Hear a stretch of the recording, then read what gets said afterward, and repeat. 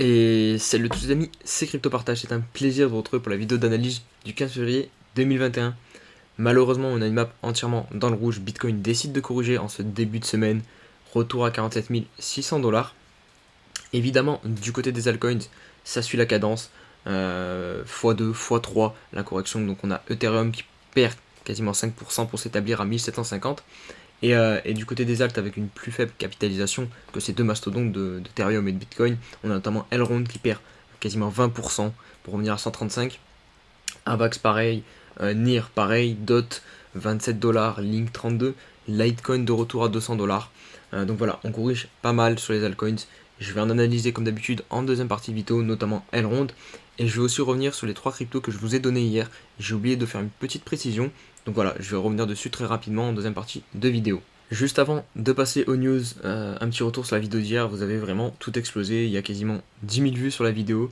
En commentaire, il y a plein de commentaires super positifs. Donc vraiment, ça me touche vraiment et ça me fait super plaisir que la communauté grandisse. Et on est bientôt 3000, tout simplement 2600 abonnés. Alors qu'hier j'ai fait la vidéo spéciale 2000 abonnés, donc vraiment ça monte hyper vite. Donc voilà, on continue. Moi je suis chaud pour vous soutenir, vous aider pendant ce bullrun. Donc il n'y a pas de souci, donc continuez à liker les vidéos, à vous abonner. Et on passe tout de suite aux news.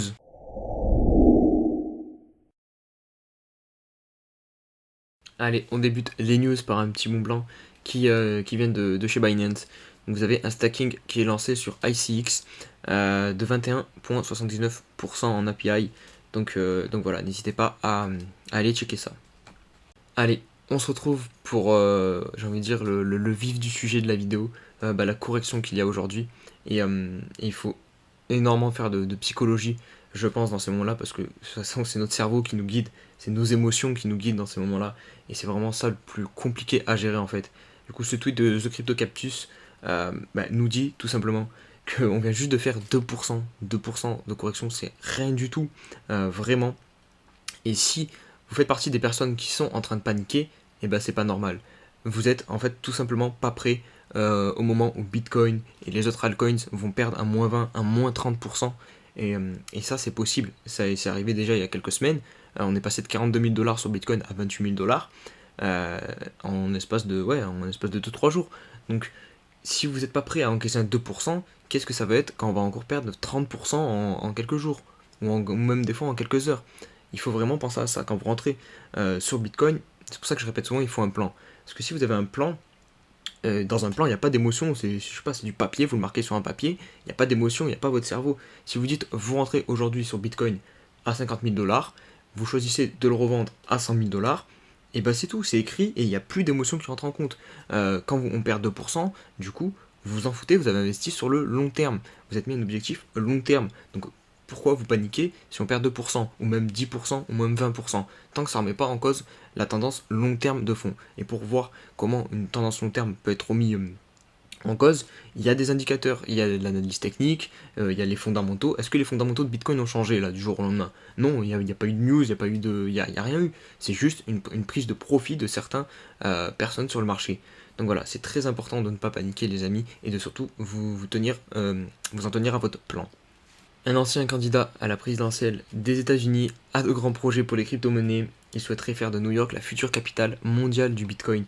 Donc c'est Andrew Yang, donc c'est un ancien candidat à la présidentielle des US, qui suite du coup un peu aux déclarations du maire de Miami, qui a déclaré qu'il souhaitait intégrer Bitcoin à sa ville, notamment avec le fait de pouvoir payer ses impôts en Bitcoin. Et Andrew Yang souhaiterait faire un peu la même chose à New York. Donc voilà, à voir ce que ça va donner. Mais voilà, encore une news positive sur Bitcoin, malgré le crash qu'il y a aujourd'hui. Vous voyez, il n'y a aucune news, en tout cas pas à ma connaissance, il n'y a aucune mauvaise news qui est tombée sur Bitcoin aujourd'hui.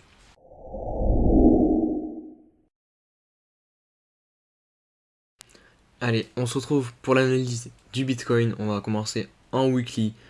Pour constater qu'on commence du coup cette semaine dans le rouge, on corrige très légèrement comme je vous l'ai dit, c'est que 3%, c'est rien du tout.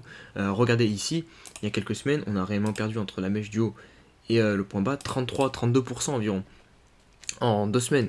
Donc c'est rien du tout, et surtout quand on compare à la hausse qu'on a connue depuis début mars de l'année dernière, on est sur un 1100%.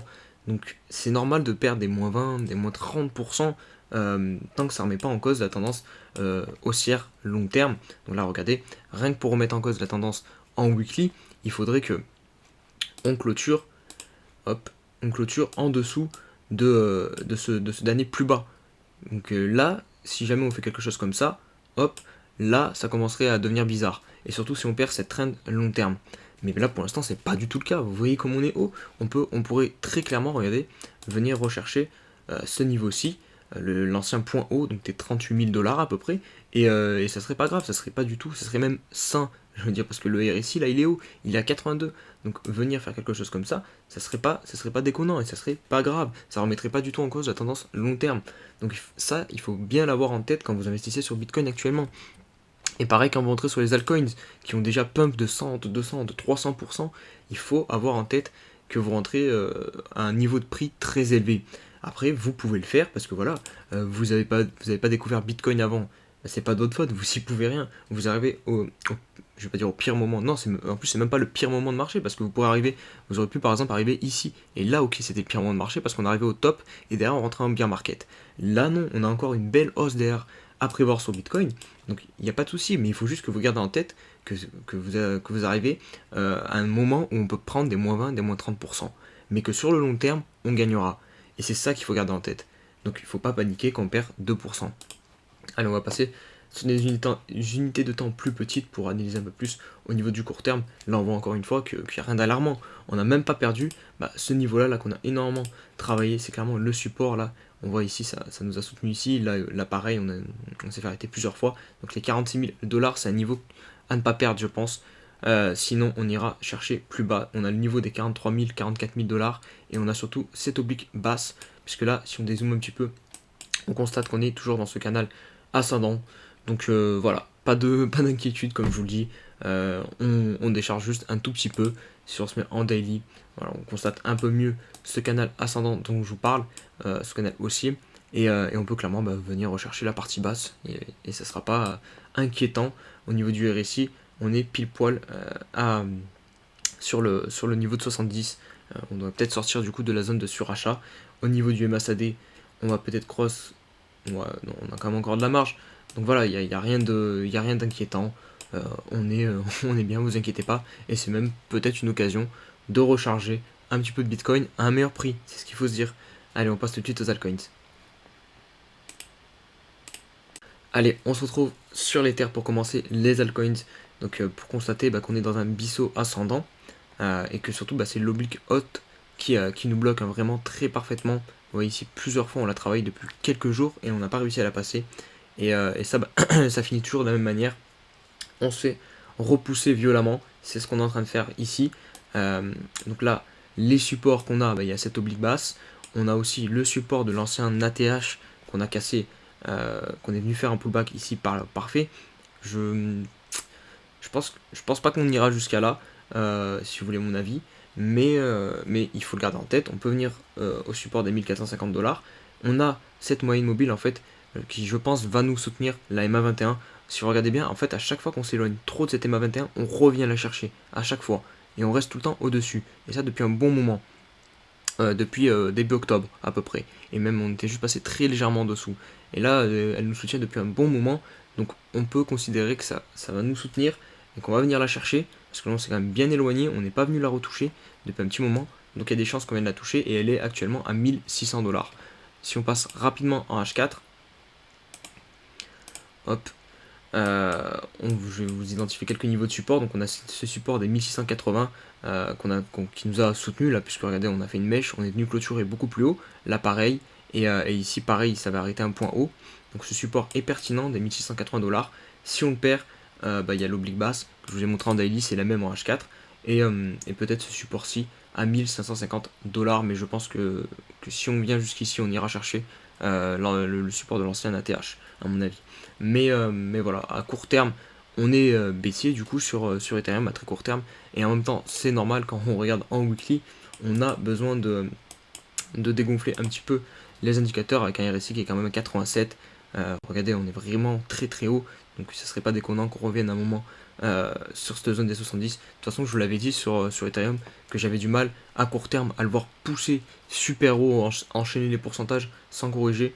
parce que voilà, au niveau des indicateurs moyen terme, long terme, on est quand même vraiment en surachat, donc il faut qu'on dégonfle un petit peu avant de repartir. Allez, on poursuit avec Elrond, et là ça va être très intéressant puisque ça va permettre d'illustrer mes propos dont je vous parle depuis un petit moment dans mes vidéos, en vous disant que c'est compliqué, je vous conseille pas de rentrer sur des grosses hausses comme ça, sur du Elrond à 215 $, qui a pris en quelques jours près de 300%.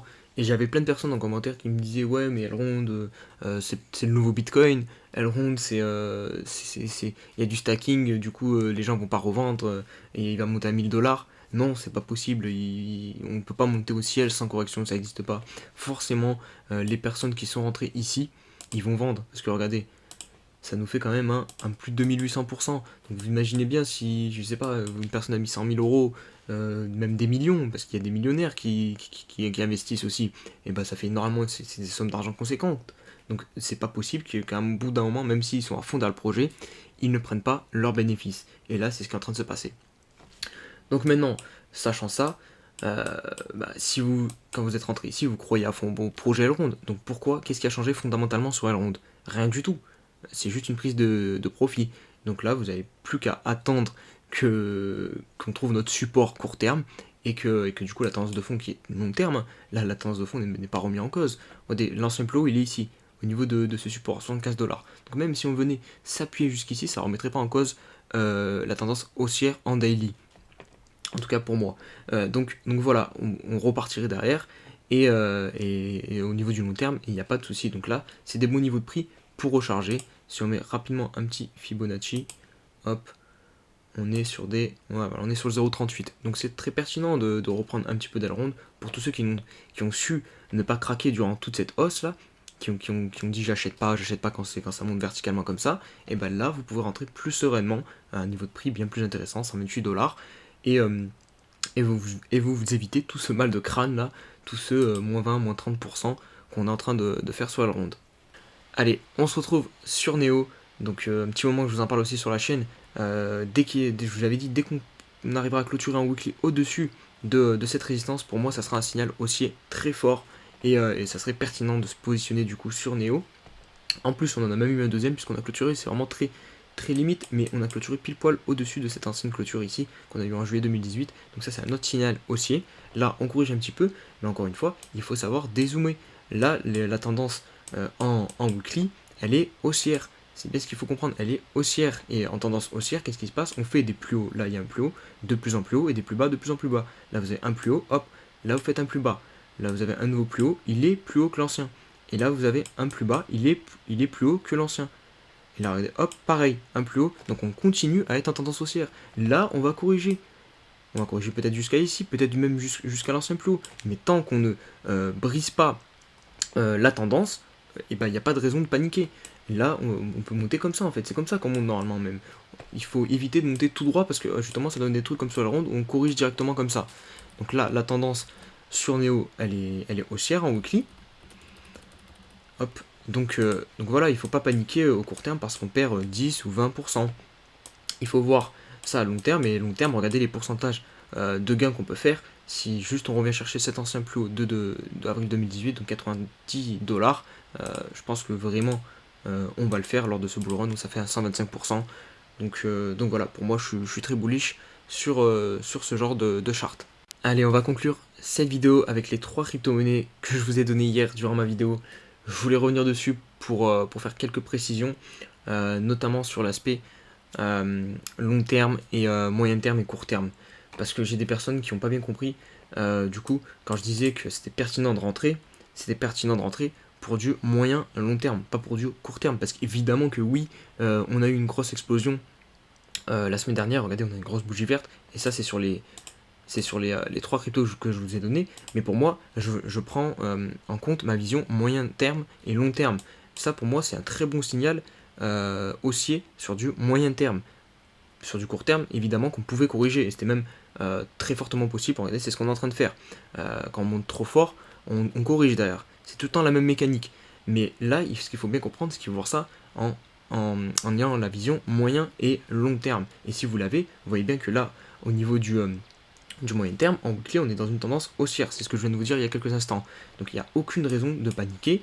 Le plan n'est pas invalidé parce qu'on perd 10%. Si vous gardez en tête votre vision moyen terme, celle que je vous ai donnée du coup, et ben dans 1 à 3 mois, pour moi, on sera à l'objectif 1 facilement. Voilà, c'est ce que je vous dis. Parce que si on prend du coup cette trend qu'on ne doit pas perdre, si on la perd, là par contre ça pourrait invalider le plan, mais on peut monter comme ça, tranquillement, sur cette trend, on peut monter plus fortement, on peut venir la chercher et ensuite monter directement, c'est possible.